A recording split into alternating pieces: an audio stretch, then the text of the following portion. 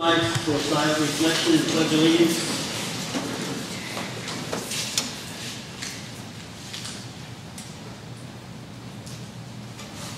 Pledge allegiance to the flag of the United States of America and to the republic for which it stands, one nation, under God, indivisible, with liberty and justice for all. We have a roll call here. Mrs. Cynthia? Mr. Diver? Here. Mrs. King? Here. Mr. Schuler? Here. Mr. Tinkin? Here. Mr. Borbach? Here. Mayor Mechanical? Here. Jay Figgy, the Open Public Meeting Act statement. Pursuant to the requirements of New Jersey's Open Public Meetings Act, notice of this meeting was included in our annual meeting notice, which has been posted on the bulletin board in the municipal building, published as a legal notice in the Asbury Park Press and Coast Star newspapers, and provided to all those requesting notice and providing payment in accordance with borough policy. Additionally, it should be noted that the notice of this meeting's relocation to this facility has been noticed as required, and also for the record, it should be noted that specific notice of this meeting has been forwarded by mail to all property owners within the community. Thank you. I need a motion to approve the agenda and a second. I'll make that motion. I'll second. Any questions on the agenda? Roll call, sir. Mrs. Cynthia? Yes. Mr. Diver? Yes. Mrs. King? Yes. Mr. Schuler? Yes. Mr. Tinkin? Yes. Mr. Borbach? Yes. Thank you. No presentations at this time. No scheduled public hearings. I will move to the first voice of the public, and I would like you to speak on any agenda item, but hold off on the rezoning until the next discussion item. So if you have anything you'd like to speak on other than the rezoning, you may come forward and speak on that, on the agenda. Which were the agenda? You have a copy? So you're not talking about Well, the not much on rezoning? that. Yes. The rezoning is the next item that's on the agenda, and anyone who wishes to speak about the rezoning will have an opportunity at that time. Right now, Tonight? yes, immediately following this open public comment period. Right now, we're calling for anyone who wishes to speak about any item that's on the agenda other than the proposed rezoning. That's fine. No one has anything. We'll close that portion of the voice of the public. All right, discussion items. This will be on draft ordinance establishing the B Street commercial zone. This is where the residents will have an opportunity to make comments. Now, we do have a few rules that we would agree to and follow. There will be a limit to how long you can speak. Right? We're going to hold it to 5 minutes for the first time. Residents in the immediate area that will be impacted will have the opportunity to speak first. Then if you're from other parts of town, you will have your opportunity to speak. If for some reason you're from out of town, you will speak last. And then if there's still some people that haven't, made comments or had a chance to talk, we will go around again for a second time. Okay? We'll see how it goes. I'm not sure how long it's going to take or anything like that. All right? So residents in the immediate area first, then residents from the outer reaches of the borough, and if there's any outer towns. If for some reason we run over and you didn't have a chance to speak, you will have your opportunity. Or if you forget something, you get it, you sit back down and say, I wish I would have said this. We'll give you a second opportunity. Time permits. But you wanted to come up and talk now, right? Yes. No, I just wanted a question with Beverly Avenue by St. Clair be considered the immediate area. Yes. Well, 200 feet was how it was written. So somewhere within the 200 feet area, they will have the opportunity to speak first. They will be impacted the most. So after the 200 feet is accomplished, then we'll move out. All right. And if I could, perhaps before we invite members of the public to come forward and speak on the proposed ordinance, perhaps the municipal administrator could give a brief synopsis of the ordinance and how we got to where we are today. Mr. Delaney, would you mind doing that? And can we also have a discussion amongst us, for everybody Well, that's up to the governing body if you want to hold the discussion before you hear from the public or after you hear from the public. You want to have a discussion before or after? Before. I think, I want to hear the public. I want to hear the public. I think we're going to listen to the public first. And also, I'd just like to indicate for the public that there will be no action taken this evening by the governing body on the ordinance. They're not going to be introducing the ordinance tonight. The purpose of tonight's meeting was just to put this on for an open public forum so that anyone from the public could come forward and express their feelings on the proposed ordinance, whether it's for or against. So rest assured, there's not going to be any action taken this evening. The council may decide at a later date to take action if that's the direction they decide to pursue after they hear from all of you. So with that, Mr. Delaney, perhaps you could give a brief summary of how we got to where we are today? Yes, thank you. Mayor, as the council is aware, this matter comes before the council by way of a request to rezone a portion of this lot. Specifically, the property owner of lots 1, 65, 66, and 67, about a year ago had submitted an application to the borough's planning board to develop that portion of this property. It should be noted that the proposed development was generally in accordance with the borough's existing ordinance, and the map that is presented above reflects the current zoning of the property. The portion that is red with the slash hash marks, which fronts Route 71, is zoned for commercial uses. The back portion of the properties, those properties that have back portions, as highlighted in green, were zoned for residential use. The application that the planning board heard generally reflected that use. Based on objections from adjacent property owners, the property owner of the proposed development withdrew the application and proceeded to the Borough Council with a request that the council consider a rezoning. At that time, the Borough Council referred the matter to the borough's engineer and planner, who prepared a report, which was then referred to the planning board. The planning board, after having reviewed the proposal from the engineer and planner, and after much discussion, presented an ordinance that reflected a rezoning, a proposal to rezone not only those 4 lots, but the entire portion of that block, which fronts on Route 71 from Allaire Road north to Pitney Drive. Late last year, that recommendation was received by the Borough Council from the Planning Board, at which time the Council determined that, given the time of year, that it was better held until the beginning of this year for additional discussion and review.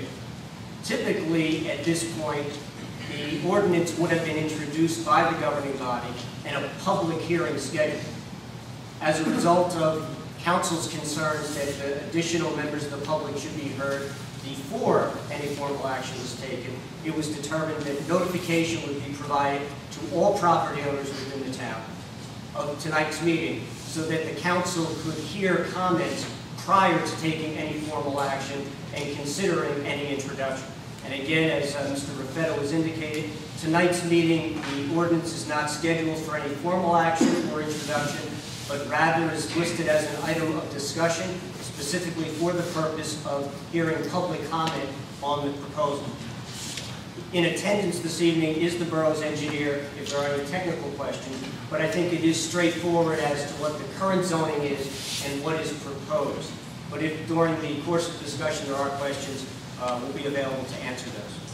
Can I just add that we don't have anything right now as far as what is proposed to be built in that area. We're being asked to change the zoning without any idea of what the end concept. The ordinance, all it does is reiterates what's in the commercial zone ordinance. So we're being asked to change the ordinance and change the zoning without knowing what's going to be built. The ordinance will prescribe the permitted uses that would be permitted in the new B3 commercial zone.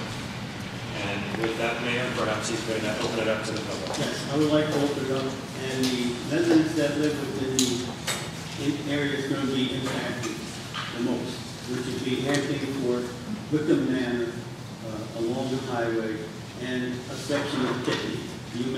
You may speak first. The mic is over here, I'm sorry. Okay. And before you speak, I would like to make one more comment. Okay. If you have any questions or comments, do not direct them to the council members, direct them to me. If it is a question we can answer, I will either assume Mr. Delaney or someone on the council can answer it. But we don't want to get it back and forth between the residents and the council members. Got it. Okay. Just state your name and address. I'm Patricia Durkin Wignall. I own 4601, Lot 3 and 4. So I'm the most impacted from this. And two. Oh, sorry, and 2 as well. I would like to say I am an environmentalist. I think Kat Cricken's done a great job for the town. I'm also a realist, and I purchased this property 17 or 18 years ago. I never wanted to live on Highway 71, but the property was a great opportunity. I had my wedding in the back of Lot 4 in the residential section of it. We put our heart and soul into it. We turned the backyard into this little paradise. It's wonderful, but I'm on a highway, and my house is on a highway, so I don't have any objection whatsoever to turning the entire lot into a business section. I actually kind of like the idea of it because I think when the other owner came in with the idea of the 5 houses, that to me was ridiculous. I think that that's a traffic nightmare where Hopkins is and where all of those roads converge. So to me, if it were tastefully done, office buildings, and I'm not ready to move, but you know, I'm ready for somebody to give me a big check someday and maybe turn it into something that would be a tasteful business. So I'm open to that. You know, but I just think that my only concern with this development idea is that I want a buffer. And I know Whitman feels the same way. My lot number 2 has 3 rental properties on it. And one of the rental properties is kind of in that corner where it butts up against lot number 1. So I really would like her to put in a mature buffer all around that to safeguard it for my tenants, who are all wonderful. So my tenants are great. My tenants are my source of income. I don't want to screw around with them. I want, you know, I just want, you know, I'm ready to accept it. I'm not here to put up any fight, and, you know, just allow just a little respect for the existing people that are there. That's all I have to say. Thank you. 1 second. Yes. I just want to ask a question. Just as people come up, could you give us an indication of what size buffer? 20 feet.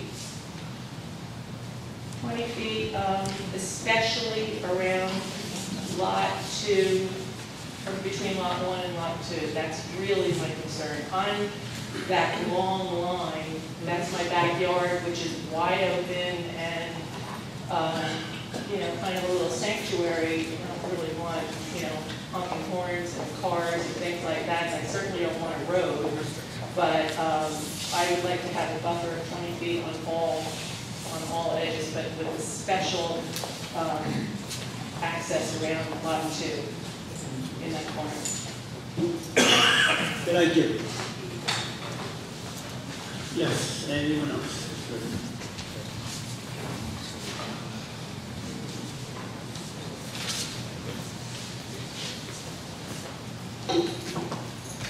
My name is Fred Banger. I live at 61 Wickham Road, and I am the Vice President of the Wickham Manor Board of Directors. We've kind of pooled and talked about this issue. I think the one major thing that we are in favor of is to have, if we have this go to a D3, is to have a 20-foot buffer, which is also stipulated in a separate ordinance, by the way. That's correct. And then to have the setback of the building 20 feet from that buffer. In other words, B3's rear yard setback or side yard setback is 10, but the rear yard setback is 20. So we want to make sure that we have a 20-foot setback, even if it's a rear yard, which would be a small part of the building anyway, so that we would have at least at minimum a 40-foot depth there. In the past, we've noticed in town that where there's a buffer required, that buffer seems to have a couple of dumpsters on it, it has a road going through it, whatever. Oh yeah, that was the buffer. Not according to our own ordinance, which says we have to have a specific kind of tree every 20 feet or 25 feet, the spacing, the growth, how high it's going to be, what size it is it's planted, everything.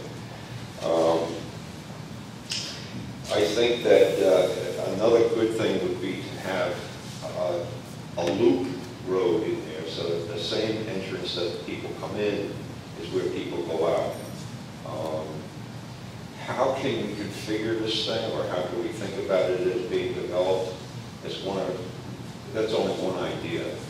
I understand that having as few curb cuts as possible, like Route 71 is important. The other idea is, and that's been brought up, is that an exit currently exists from the bank that's on the corner, which does not allow a left turn onto Alvear Road. It only allows a right turn.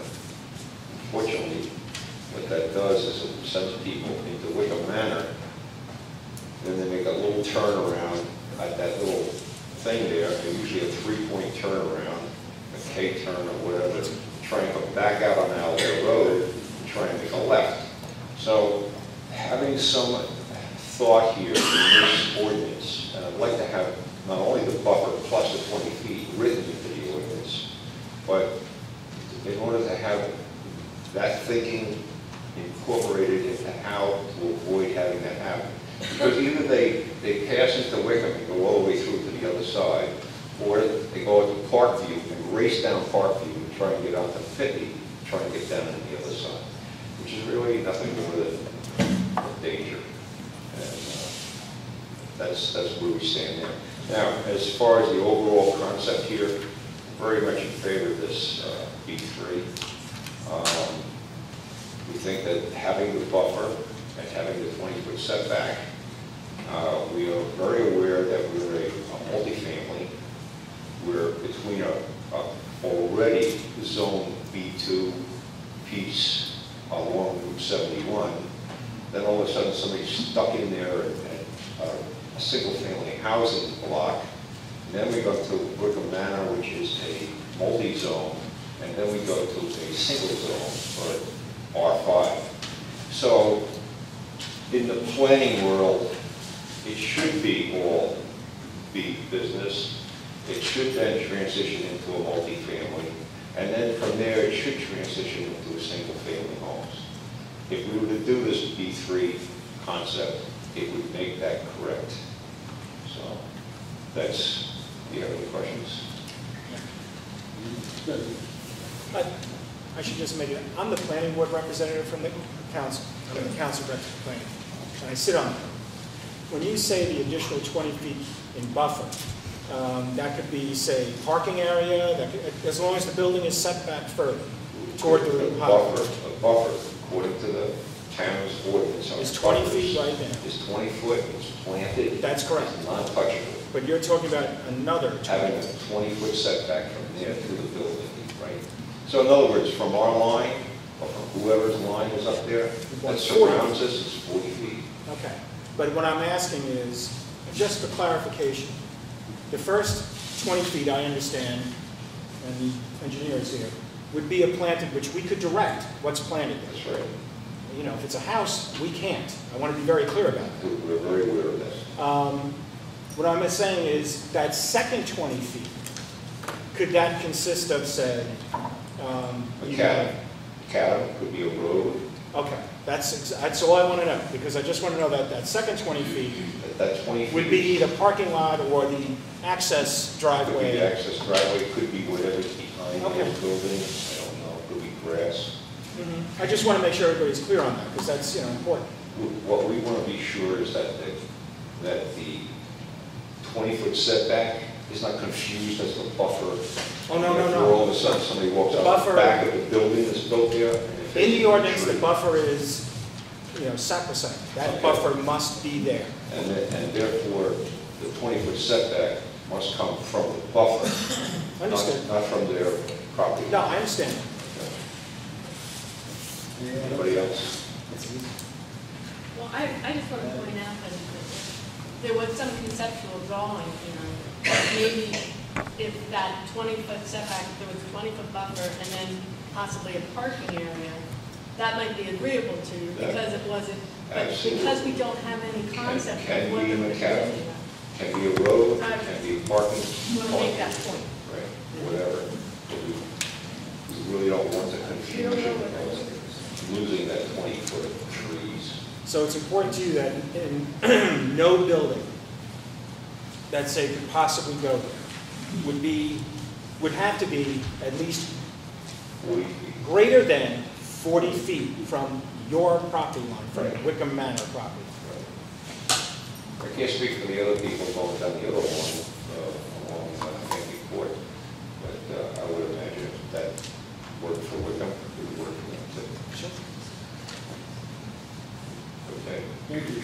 Yeah, and if it's commercial property, you're not going to be expecting to have people park there at night, so you can see having a 20-foot buffer and then having a parking area. And that might be okay, or no? That's okay. It'd be okay. The And county is then the okay. building would be even farther back than that. Our buffer and then the parking lot is fine. Our buffer, a road, because it could be a loop in there, fine. Very good. Thank you. Fred.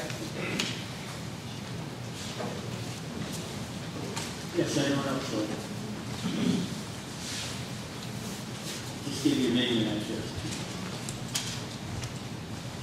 I'm Sheree Curry, I live across the street, and 2012 Route 70.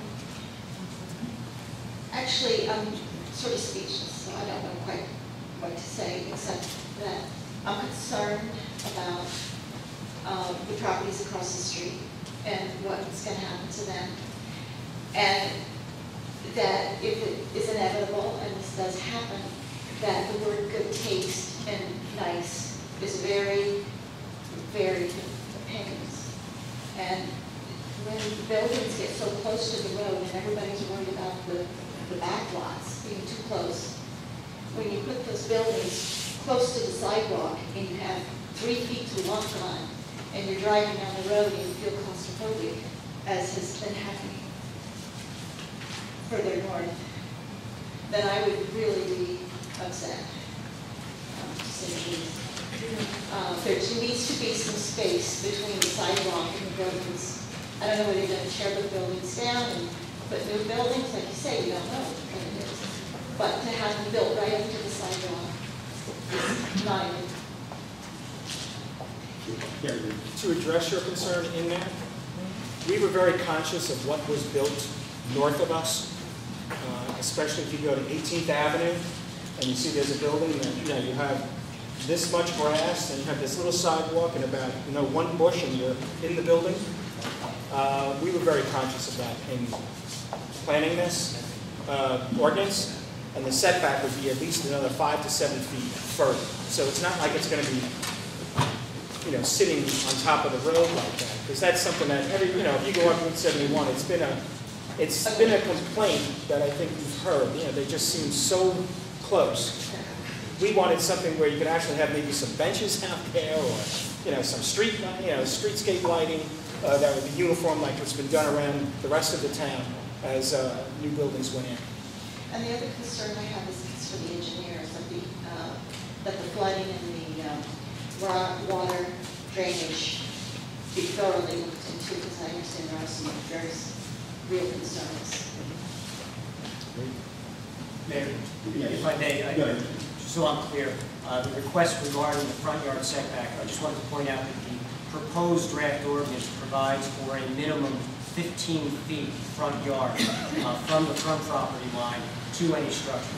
Is that from the sidewalk to the structure or from? Well, generally, it's from the property line. The property line is generally inside the sidewalk, so the sidewalk would be, well, street, curb, usually a planting area, utility strip, sidewalk, and then the property line, 15 feet to any building.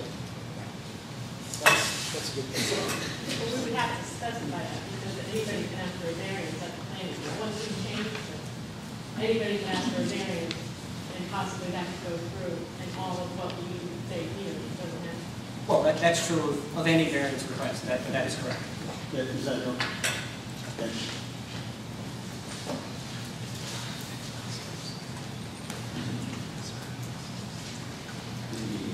Is there anyone else in the immediate area? Oh, yes.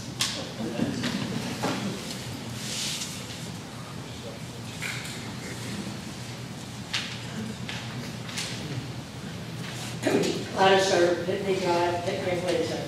First of all, I'm against it for these reasons. How can we even, if they haven't submitted any idea of what they want to do, I think that should have been the first plan. Secondly, the traffic will be horrible. You know that. As you're coming on 71 now, people are tied up going on to Alair Road.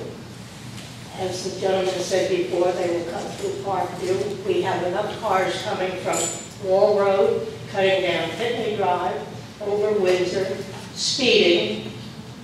Believe me, they are speeding, the mayor knows that. It would just be more hazardous to the people. You try to pull out, I'm on a corner. I try to back out, and they come swinging around, and I get the finger. I'm coming out of my own driveway, and they honk at me and give me the finger. It's going to be worse going and coming. We have all kinds of trucks around on Pitney, on some of the side streets. How about the fire trucks and the police department getting through in the back from Pitney Drive back in there? Has this been thought about? We have too many children in the area, and seniors, I'm one of them, but it just doesn't seem worthwhile to jeopardize the town as it is. There are houses that should be torn down, I believe, on 71, but we should have an idea of what they want. The other end of town, Patty, you live down there, that medical building, it's horrible looking, and it's not that far in from the street. And as you just mentioned to Tom, once it's agreed upon, they'll get a variance. So what are we going to have? More everything on top of 71? That's a dangerous road. You try walking, you have children going to school. Has anyone thought of that? I'm completely against it. And I agree with the people that live in Wickham Manor. That's narrow enough going through, and you're going to have, it just seems out of the question. I'm sorry.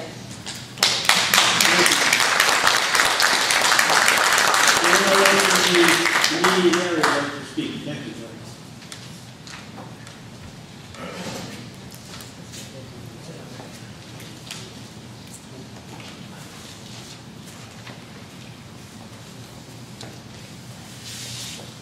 Harry Brady, the 3 Hampton Court. I'm just a little confused with the whole section here, this ordinance that's going to go into place. If the ordinance is passed, what happens to the present structures that are on 71 now? Do they have to comply with what's in this ordinance? Or until they make an application to change their property, everybody stays? For example, the young lady who had tenants, they're not affected until such time as somebody puts a site plan? They would have to sell their house. In other words, if she sold that property, then.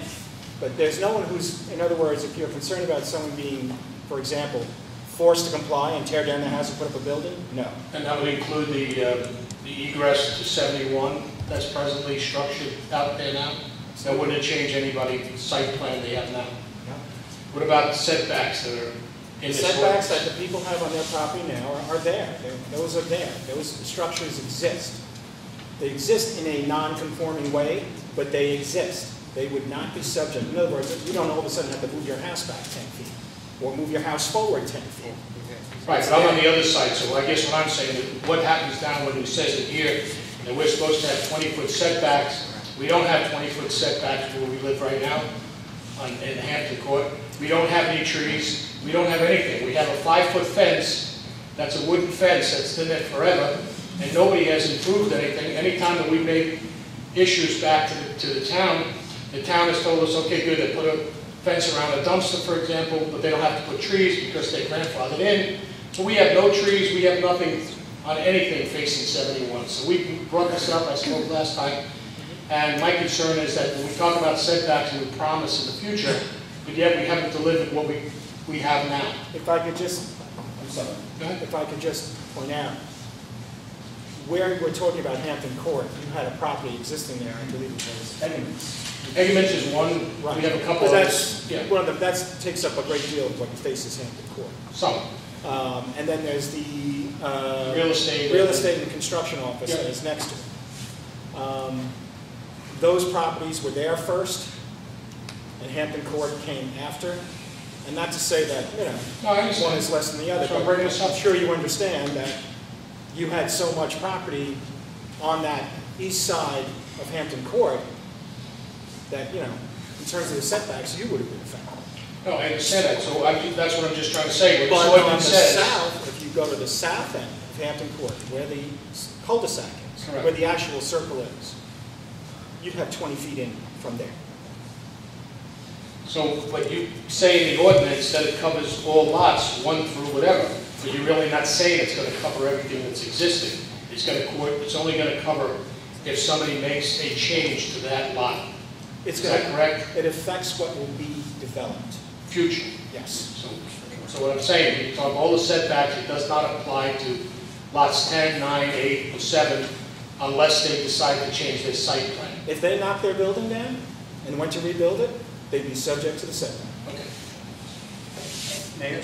Yes. If I may, to part of the answer to that question regarding the grandfathering of existing structures and uses, the same applies to the, for instance, the residential properties that front on Route 71 that are currently non-conforming. They are zoned in a commercial area, but they are grandfathered. Apparently, those residential structures were constructed at a time either before the existing zoning or under the existing zoning, residential uses were an additional permitted use. So nobody's going to be forced to change anything to comply with this ordinance unless they make an application to the town. That's correct. That's correct. Thank you. Thank you. We're still in residents in the immediate area. Any others? Yes. Good, Mr. Martin. Mr. Martin. No, we have. Oh, okay, sorry.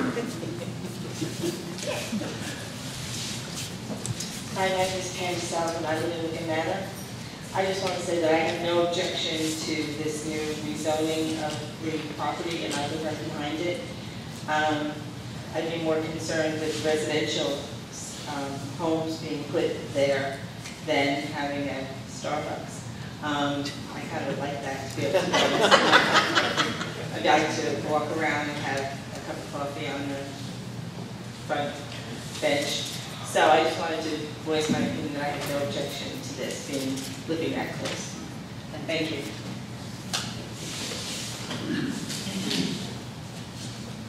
Yes, any other residents in the immediate area? If not, then we can branch out. Yes, sir. Jeff, Mr. Martin. Arthur Martel, 719 Park Avenue. I'm sorry, Mr. Martin. It's from Hampton Court. Hampton Court, I'm sorry. This seems like a two-phase project here. If I hear Mr. Delaney correctly, people in the back that want to develop as a commercial area, who's going to pay the development? Pardon? The developer. The town? No, the developer. The developer? Sure. Then it's not going to cost the taxpayer to set, nothing will have to be bonded or anything like that. No, Okay, thank it's you. private land.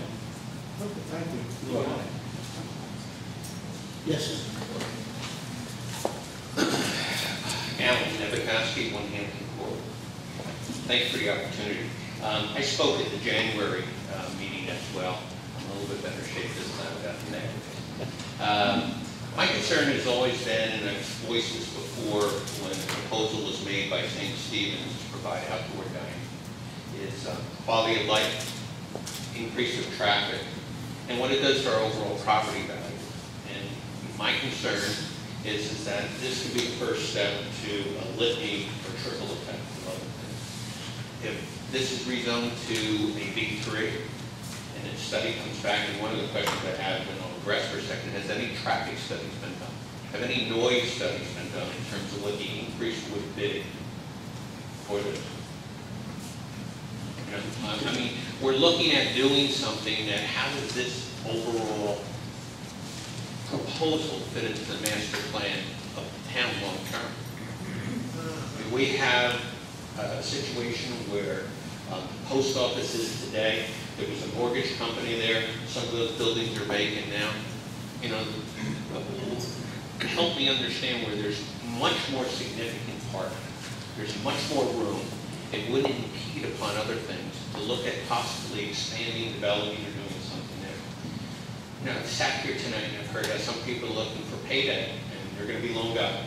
And the rest of us are going to have to be sitting here and have to deal with what has been passed.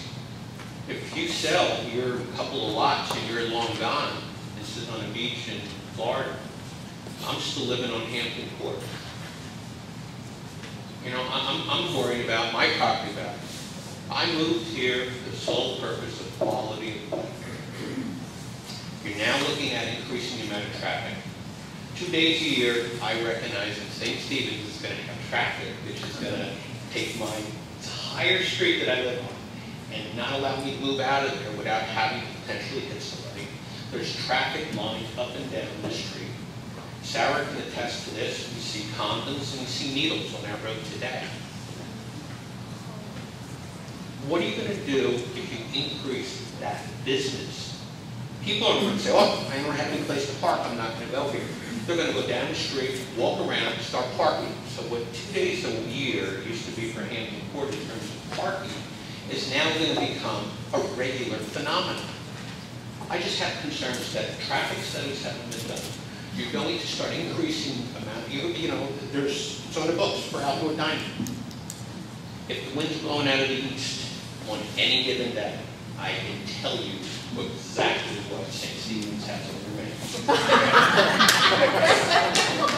Now let's take that and say we have outdoor dining, or we have people with car alarms, which are going to start to increase because you're going to exponentially increase the amount of traffic, cars, and everything else that associated with that.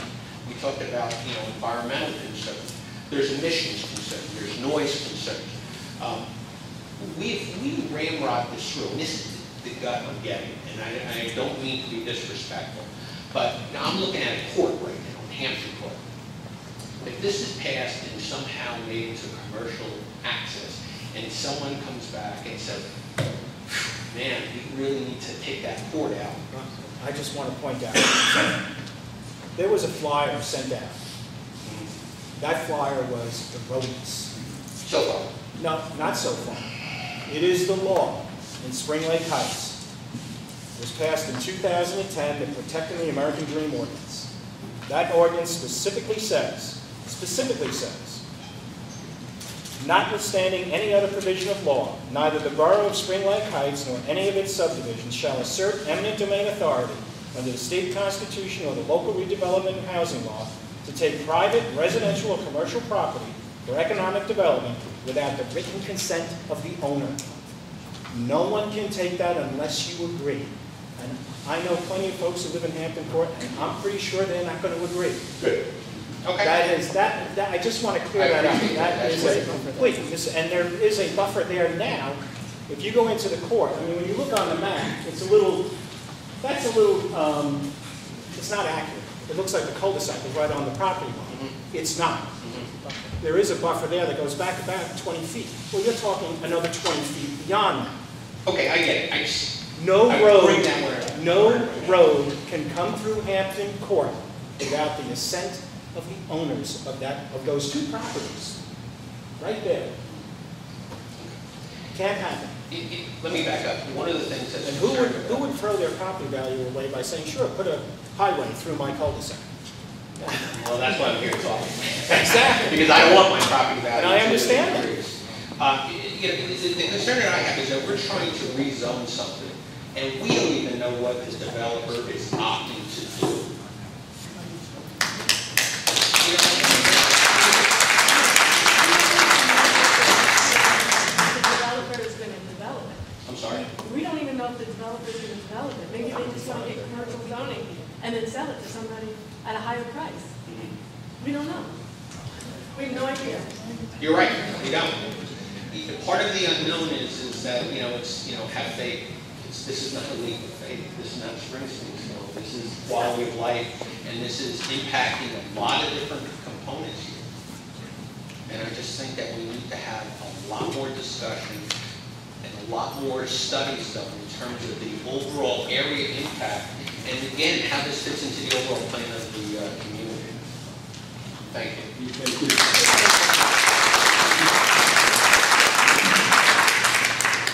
Is there anyone else in the immediate area? Council, I live in that Rose, at 608 St. Clair Avenue, 1800 Highway 71. I've lived in that neighborhood since 1967. I love this town. I think there's enough traffic on 71, there's enough congestion in that area. I don't know how many more cars would be dumped out at 71, but it's not worth it. They tried to develop office buildings 3 houses away from me back around 10 years ago or so, and we fought it, and we spoke against it rather, and we're still against it. This isn't highway, this isn't Main Street America, is how it was said to us back 10 years ago. This is Spring Lake Heights. We don't need another strip mall. We don't need more commercial property.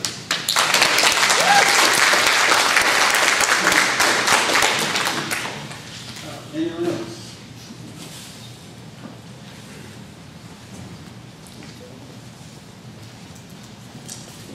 My name is Joe Thompson. I live at 814 Woodcrest Drive, right down the street. I grew up on Greenwood Drive. My family still owns a house at 916 Greenwood. From growing up around here, and I've lived in a few other states for a little while, but I've been back for over 25 years, I think this rezoning will have a negative effect on Spring Lake Heights as a whole. And I'm against it for a couple reasons. Number one, as Mr. Rose just mentioned, traffic density. Route 71 is already too congested. Try driving down Route 71 from 7:30 to 9 o'clock in the morning. We have a 7-Eleven that's open on our side of town, and it's a nice store, but people are making left turns, people are trying to get out, and people are backed up in West Belmont, and people are backed up the other way past the Railroad Ray. So it's gridlock. If they add any other businesses, we're just going to incur more gridlock. I can't see people stopping on Highway 71 to go shopping when they know they can't get in or out.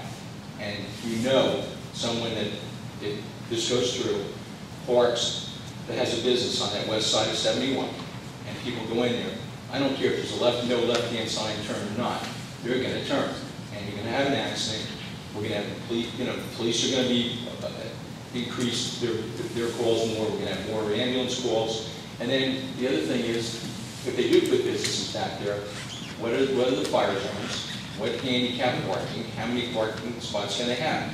There's not going to be enough parking back there, and as other people have mentioned, the overspill is going to go into the neighborhood. People are going to be parking wherever they can find a spot, legally or illegally, and it's just going to cause more problems. It's too congested of an area. That's why the zoning should stay as it is. Another point is quality of life. How about the people that live in Hampton Court, on Pitney Drive, on Parkview Drive, on Woodcrest, St. Clair with Woodcrest? We have traffic problems now in the summertime when people are coming down Alair Road and they're all cutting through, that was mentioned already, and kids are going to get hit. They're going to get run over. And when the Little League field is open pretty soon, and people want to walk along the sidewalk, there's no buffer. We've had accidents in the past in Spring Lake Heights one I remember in 1960, and up the other side of town where a car came up on a sidewalk and killed a young person. And we don't need this. For somebody to make some money, I think it's too tight of a section there right now, and to change the zoning and to let businesses open up there in addition to what we have already, I think it's going to be a mistake. And the people that live closely, especially the people that abut the, like the Hampton Court, that are right there versus having a buffer as the condominiums already have, okay, is their quality of life. When they grew up there, that court is zoned residential. In fact, I wonder when the variance was given to have that parking lot behind the old Guthrie house, which is now this that real estate. I don't know when that variance was given to have a parking lot back there. I'd be, be interested to find out about that. But meanwhile, those poor people that brought there, they have no buffer, and then this would just increase the noise to them, and it would kill their property values. So I feel that if people continue to, there's going to be pros and cons for this. If you have to, put it on a referendum and let there be a vote on it in November, if it's that strongly. But I think people in the town as a whole would vote against it. I just don't see it. I see it just being a negative impact on the town, no matter where you live, if you drive through town. Thank you. Yes. Anyone else like to speak? Gentlemen, residents.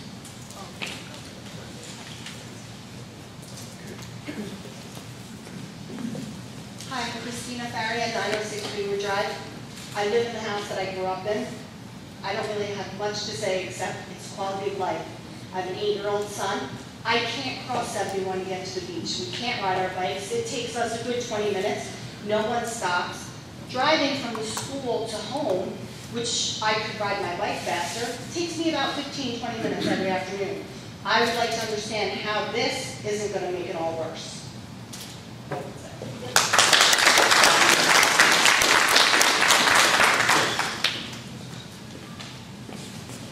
Sharon Bateau, Beverly Avenue.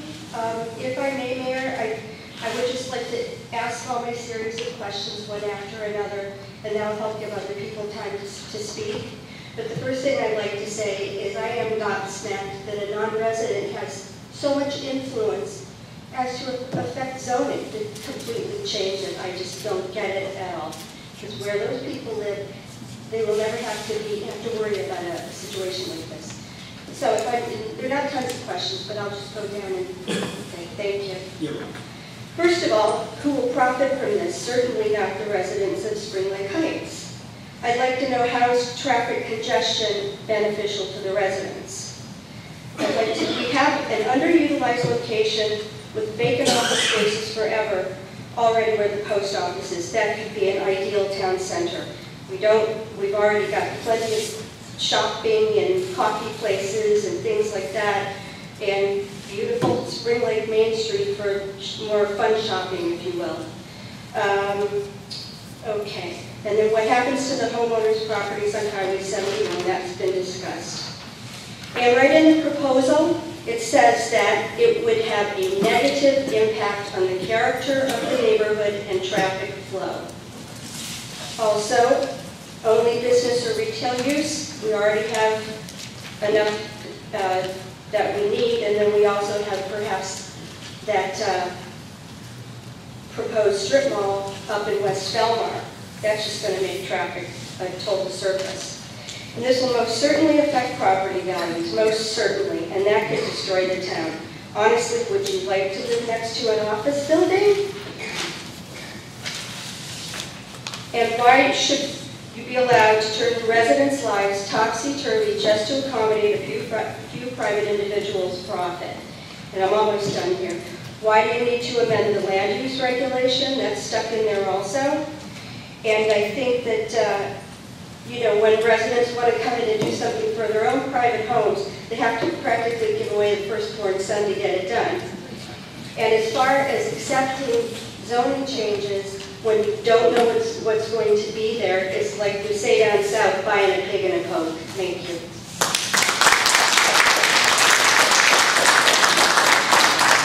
Yes, anyone else? Anybody else?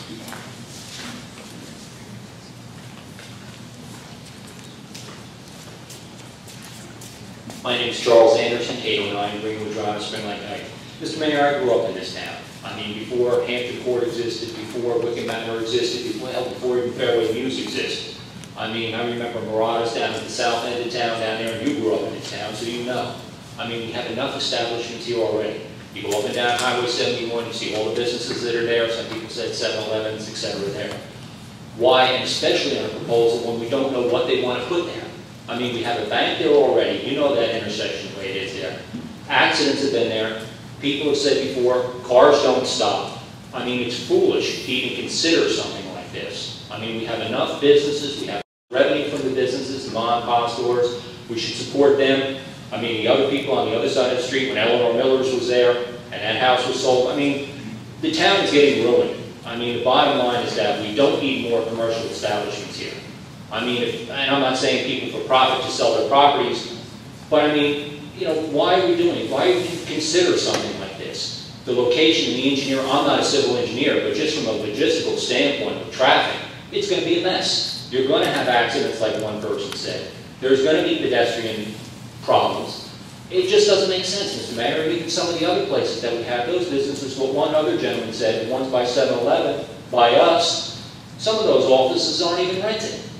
I mean, why do we need more complexes or whatever the individual wants to put in there? Why do we need more?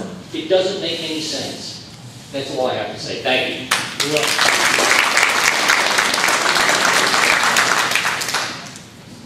Yes. Anyone else like to speak? Okay. Everyone have the first turn to speak? Hi, Andrea Patterson, 110 9th Avenue. I'm sitting here thinking about the 35 years we've lived in town, and many years ago when my son was at Spring Lake Heights School, we were concerned about the speed limit on Highway 71, and I came before the council and I said, gee, can we reduce the speed limit? You know, 40 seems a little bit tight when my kid's on the two-wheeler doing about 1 mile per hour. I was told at the time that if we reduce the speed limit on Highway 71, then the traffic would move slower through the town, which would in turn cause a backup of traffic in the town. And I thought, gee, what a novel explanation, because that's kind of what I wanted. Like, let's lower the speed limit, and you know, then it would take longer to get through the town. So that was, gee, Chris is 30 now, so that was 19 years ago. We've got a lot more businesses on Highway 71 right now. The speed limit is not lower. I'm really concerned about the school. I'm concerned about the kids walking or biking to school. The back part of Fairway Mews, those hedges become carnivorous towards the kids. They don't have a lot of room to be able to maneuver. We've got really great kids in town. When it comes to biking, they're like brights. And we watch it every morning as they go, woo! You know, so now we're going to put more businesses, and it will go speeding along. I just got to tell you, I'm worried about the children in Spring Lake Heights.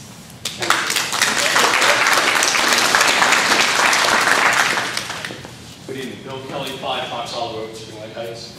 Thank you, Mr. Mayor and Council, for inviting us here tonight. We appreciate it as a resident of the town. This town, I've been in here since 1958. My family and I were raised in this town. As children raised here, my grandchildren are here. And this, to me, is a disgrace, because this town is about families. We're about residents, we're about people. We're not about residents who want to make money because they're going to put in a corporate sanitary. This is not Highway 34. This is not Highway 35. This is Spring Lake Heights. We have a small corridor here. We have some problems with that area. That's true. We admit it. But I can bet you that every lot on Route 71 that's now residential will be commercial in less than a year if you approve this. But someone's going to come in and offer more money than anybody can say no to. It's going to be a big corporate conglomerate there. We don't want this in this town. It's a mistake for our families, for our children, for this town. We've been successful over many years because we've stayed as family. This is not the way to do it. Deny it. Thank you.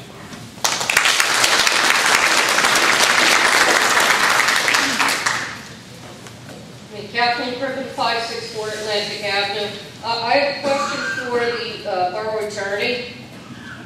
And what is the definition of spot zoning? Spot zoning is zoning that is adopted not in furtherance of a comprehensive plan which would benefit the best interests of the community as a whole, but to benefit specific property owners. Thank you. Also, just before this meeting, I was contacted by Rita Murphy. She lives across the street from this proposed zoning. She and her husband, Robert Merriton, could not be here this evening, and she asked me to please go on record for both of them to say that they are very much opposed to development in this area. Another question, why didn't the applicant, who only owns a couple of those lots, why don't they just go before the Zoning Board of Adjustment and ask for a use variance? Because I think that would be the first place that anybody would start before you start talking about rezoning that entire section up there. I wanted to point out that in the letter that went out, there was a factual error. The letter that went out states, the borough's consultant recommended that all of the properties be rezoned and reclassified to a new zoning district to be known as the B3 commercial zone. That is incorrect. Through the Open Public Records Act, I obtained a copy of the planning evaluation, which disingenuously enough is headed confidential memo. There are no confidential memos in government. Everything belongs to the taxpayers. And I want to read a section out of this with the recommendation so the people in the audience know what actually was said. What was said in the planning evaluation is this. It is recommended that this area be considered for rezoning to possibly accommodate an entirely commercial use, a strictly residential use, or a mixed use. An analysis of potential highway access is also recommended in order to plan for as few driveways onto Route 71 as possible, with shared access between lots encouraged.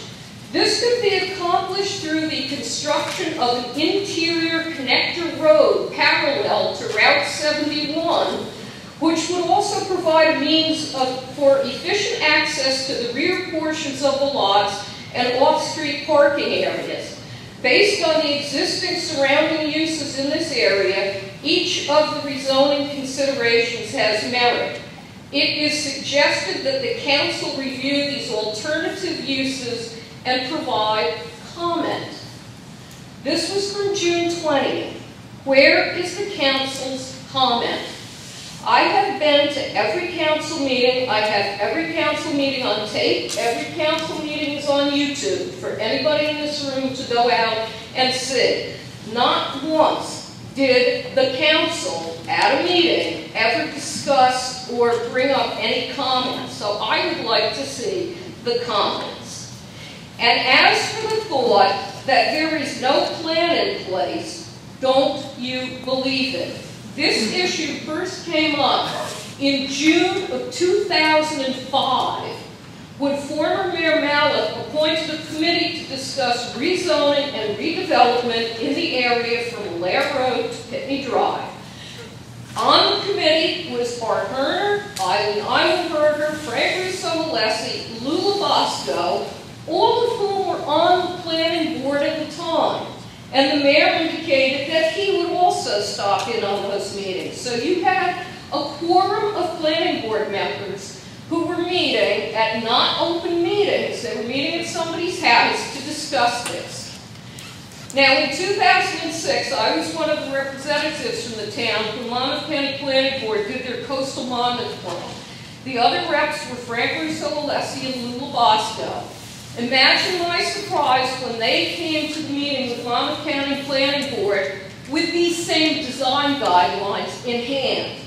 And I confirmed that with my colleague at Monmouth County Planning Board because when I sent him the draft ordinance with the design guidelines, he said, why are you sending me this? I saw this in 2006. Are they talking about this again?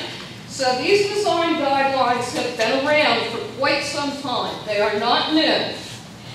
And then Councilman Difford brought up the anti-eminent domain ordinance. When the council passed that ordinance, during those discussions, former Councilwoman Lynn Kegelman went on the record and said there are plans for a town center for developing that area. She had seen them. They had been in her office. She knew exactly what they were.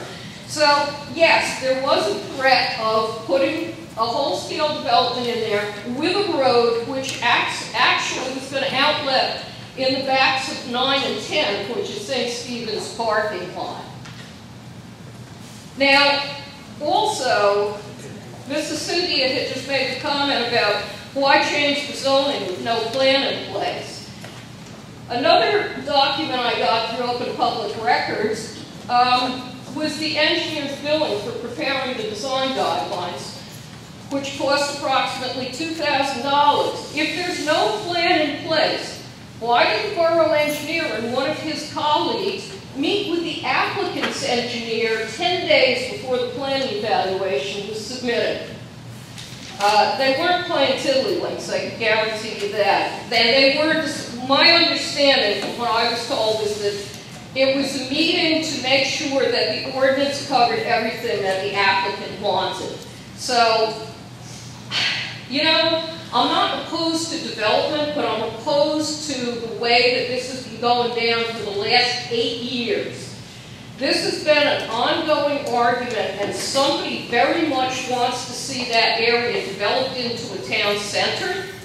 They couldn't get it through eminent domain, so now they're going through another route, and I'll bet it's being phased. They'll do phase 1, phase 2, phase 3, and pretty soon you'll have a whole, like Mr. Kelly said, you're going to have a wholesale development in there that is just going to add traffic to the town, it's going to add pollution to the town, and the only people that are going to benefit from it, as per spot zoning, are going to be the property owners. Thank you.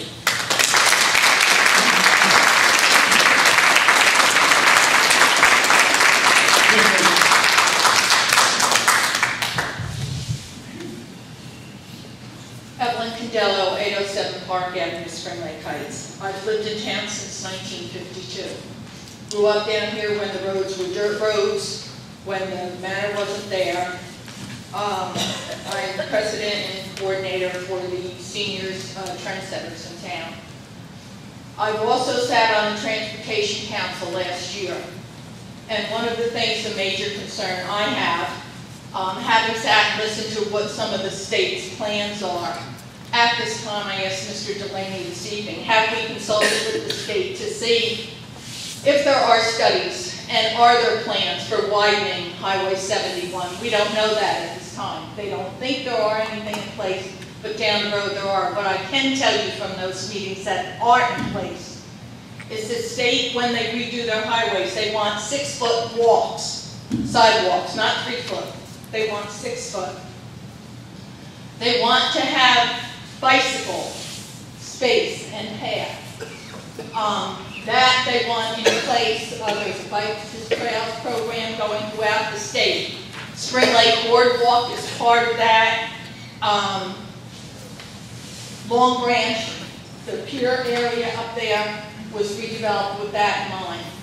These plans are in place. You know, the American Indian Councils, they sat with the Board of Elders, not the young, not the warriors, the elders, and they looked back, 7 years back and 7 years forward to see what would be in front of their nation, their tribe, and consulted with other tribes in the areas to make decisions.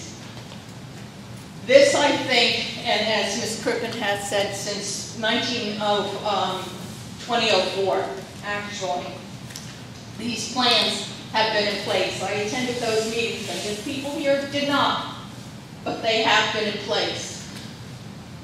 I think it's really, really premature for the council to start looking or to okay an ordinance without doing traffic studies, noise studies, and getting, is someone from the DOT here, that we can get information as to what's going to happen. I know several years back for the seniors, we tried at one time the bus would come up 71, New Jersey Transit, it would turn down Warren Avenue, go through Spring Lake, go up 18th Avenue. The seniors at the north end of our town, where a majority of seniors lived, didn't have access, didn't have a way. we kind of argued, and there were some questions about the bus on the old route went up Wall Road. Alair Road, they couldn't do it because of the triangle in the middle of the road. Too narrow for a bus to turn. If any of you have any grandchildren, or if you remember the old golden books, there's one called The Little House. And it's a true story about a little house that was in Atlantic City. And the woman wouldn't sell. And they bought all the lands around her. And eventually, someone came and bought that little house and moved it out to the country. Okay? The point I'm trying to make is Spring Lake Heights right now is in that stage of development. Our council and people of the town, are we going to be like New Brunswick with commercial properties either side? What do we want the town to look at like? What do we want it to be? You've been tasked with that responsibility, and it's not an easy one. It's not easy at all. But the thing to think that just profits are the sole motivators, I don't think that's what the majority of people in Spring Lake Heights wants. Take a good, hard, long look. There shouldn't be a rush because a particular person wants an ordinance changed. Okay, take a good, hard look at it. And get the state involved because it is a state highway. And I wouldn't like to see it come back to bite a council. And as far as I know, you cannot bind future councils with decisions that you make. Mr. Raffetto, was that not true? Well, a land use zoning decision is one that this council is empowered to make under the municipal land use law, and that will, whatever decision is made here, will inevitably bind the future course of how that area develops. A future council, however, can then change the zoning as it sees fit. But I think that once this is done, it's going to be really hard to undo. Really hard to undo because of the proximity of where it is. So give it good, long, hard thought. Thank you.